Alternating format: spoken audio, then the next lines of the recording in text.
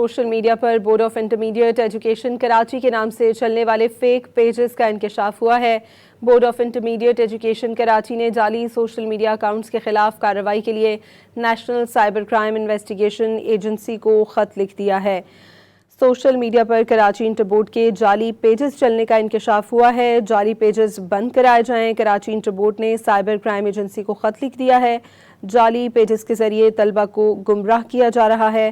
Social media per board of intermediate education Karachi کے نام سے چلنے والے فیک پیجز کا انکشاف ہوا ہے۔ مزید بات کریں گے ڈان نیوز کے نمائندے سید وسیم سے۔ وسیم، فیک پیجز بنانے والوں کے خلاف کیا کارروائی ایکسپیکٹڈ ہے؟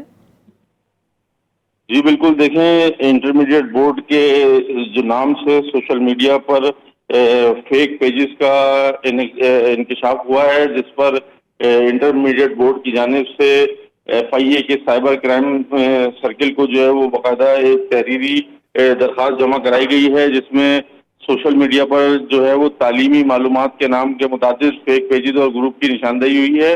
Board of intermediate education Karachi نے جعلی سوشل میڈیا اکاؤنٹس کے خلاف کارروائی کے لیے یہ خط لکھا ہے۔